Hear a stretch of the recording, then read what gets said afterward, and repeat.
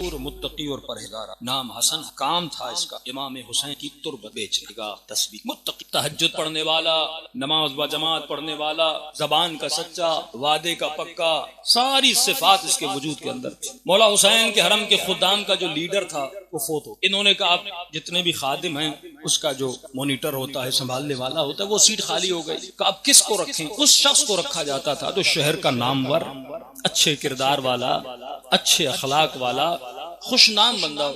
تو انہوں نے کہا یہ جو حسن صاحب ہیں، یہ جو امام حسین کی تربت کا دکان ہے ان کے پاس، یہ بہترین بندہ، یہ اس سیٹ کے لائق ہے کہ اس کو بٹھایا جائے۔ لوگ آئے، ان سے درخواست کی بلا جائیے، امام حسین کی خادمی کا شرف اور خدام کے اوپر مانیٹر کرنے کا شرف آپ ہم دینا چاہتے۔ انہوں نے کہا میں سیٹ پرست نہیں، عہدہ پرست نہیں، مجھے نہیں چاہیے، ہاں خادمی اگر امام حسین کی کرنی ہے میں وہ تیار ہوں، جو بھی کام لینے چاہو، یہ شرف آئے کہ میں خادم حسین ابن علی بنوں۔ بڑا اصرار کیا مولانا کوئی اور نہیں ہے، قبلہ آپ آ جائیے۔ انہوں نے کہا ٹھیک ہے، ایک شرط پہ آؤں گا، لیکن اس شرط پہ کہ میں بھی خادمی کروں، یہ نہیں صرف کرسی پہ بیٹھا رہوں، میں پھر حرم کو جھاڑو بھی دوں گا، میں صفائی بھی کروں گا۔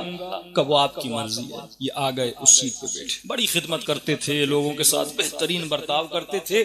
ایک دن امام حسین کے حرم کے صحن میں چیخ و پکار شروع ہو گئی، دوڑے دوڑے گئے، کیا ہوا؟ خاتون ہے جو چیخ رہی ہے، بھائی میری چوری ہو گئی، میری چوری ہو گئی۔ خاتون کیا ہوا؟ کہ یہ کیسا آپ حرم امام حسین کو سنبھال رہے ہیں؟ آپ کیسے، آپ کون ہیں؟ کہ میں خادموں کو سنبھالنے والا ہوں۔ کہ آپ کو ذرا برابر احساس نہیں، بندہ زیارت کے لیے آئے اور اس کا پرس چوری ہو جائے؟ میری چوری ہو گئی، مجھے میرا پرس چاہیے۔ انہوں نے فوراً کہا حرم کے دروازوں کو بند کر دو، دروازے بند کر دیے گئے۔ ایک ایک آدمی کے پاس گئے، اس سے معذرت کی، مجھے معاف کرنا، خاتون کا پرس چوری۔ انہوں نے کہا نہیں، آپ بہت اچھا کام کریں، آپ چیک کریں۔ سب کو چیک کیا، کسی سے پرس نہ ملا۔ انہوں نے کہا خاتون کتنی رقم تھی، کتنا پیسہ تھا؟ میں آپ کو سارے پیسے اپنی جیب سے واپس کرتا ہوں۔ خاتون نے کہا نہیں، میں کوئی بھکاری نہیں ہوں، میرا مسئلہ تم سے ہے کہ امام حسین کے حرم میں چوری کیسے ہوئی۔ اور اس سے سخت بدتمیزی کرنے لگی کہ اگر پرس نہیں ملا میں دنیا کو کہوں گی کہ تم نے چوری کی۔ تو انہوں نے کہا آپ کتنی دیر کربلا ہیں؟ انہوں نے کہا میں 1 مہینے تک کربلا میں موجود ہوں۔ کس ہوٹل میں؟ فلاں ہوٹل میں۔ کہا ٹھیک ہے، میں پوری کوشش کر کے آپ کو آپ کا پرس ڈھونڈ۔ حسن صاحب کہتے ہیں انہوں نے بڑی کوشش کی، لیکن کئی دن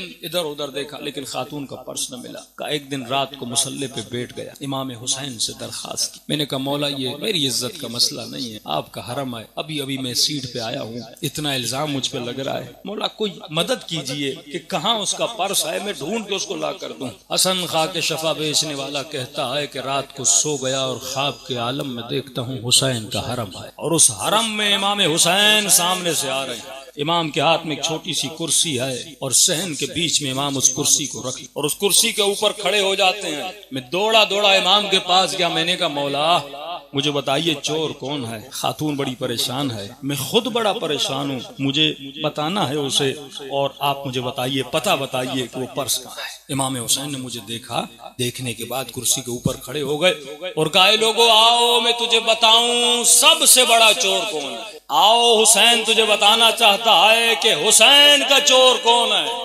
کمی جمع ہو گیا، امام بتائیں گے کہ لوگ جمع ہو گئے، جب میں غفیر جمع ہوا، حسین نے کہا میرا سب سے بڑا چور یہ حسن ہے۔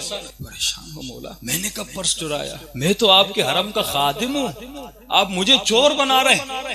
امام نے فرمایا اے حسن میری تربت بیچنے والے، مجھے یہ بتا جب میں کربلا میں آیا تھا میں نے اپنی زمین خود خریدی تھی، میں نے اپنا جسم بھی کسی غیر کی زمین پہ دفن نہیں کروایا تھا، یہ زمین میں نے پیسے دے کے خریدی تھی اور اس شرط پہ اس قبیلے کو دی تھی جب میرا زائر آئے کسی پیاسے کو پیاسا نہ رہنے دینا، کوئی بھوکا آئے، کوئی ضرورت مند آئے، اس شرط پہ میری زمین پہ گھر بنا سکتے ہو تاکہ تم ان کی خدمت کرو۔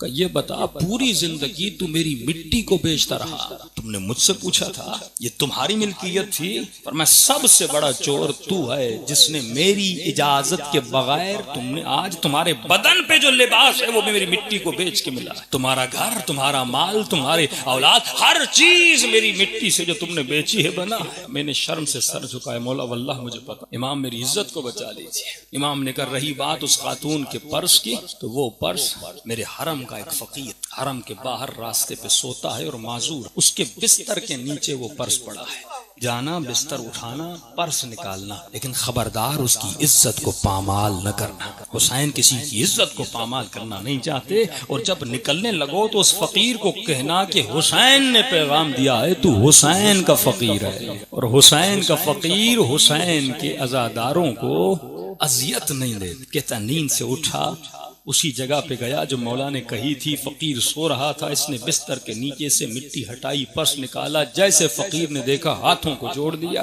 کہ میری عزت کا خیال کرنا، کئی سالوں سے یہاں رہ رہا ہوں، جو چاہیے لے جا لیکن مجھے بدنام نہ کرنا۔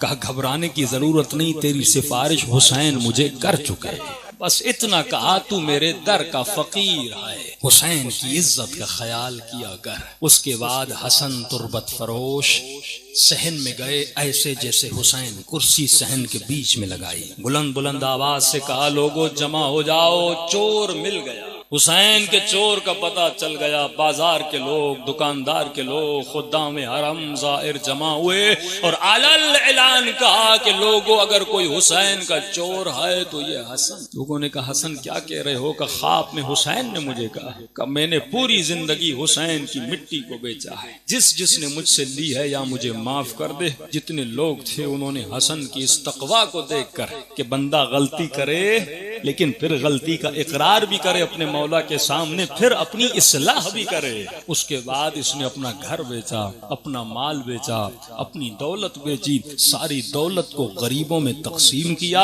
اس کے بعد اس نے اپنا کام بدلا۔ جب کوئی اس طرح خود کو بدلتا ہے تو پھر حسین سینے سے لگا کر کہتے ہیں بھیا اور حسین کے سینے سے لگ۔ عزیزو یہ مجلس وجود کو بدلنے کا نام ہے۔ ایک آنسو سے بندہ کربلائی بن جاتا ہے، ایک آنسو سے، لیکن شرط یہ ہے یہ آنسو سے کچھ لیتا ہے کہ نہیں لے۔ فرمائی مجلسیں رزق الہ، تو آ کر یہاں سے لے کر کیا جائے؟ زندگی محدود۔ مولا علی فرماتے ہیں جوان سے پوچھو خواب کی طرح گزر، بوڑھے سے پوچھو زندگی کیسے گزری، خواب کی طرح، بڑوں سے پوچھو زندگی خواب کی طرح۔ فرمایا جو زندگی خواب کی طرح گزر جائے اس زندگی کے لیے کبھی علی کے راستے کو نہ چھوڑ، دلوں کو کربلا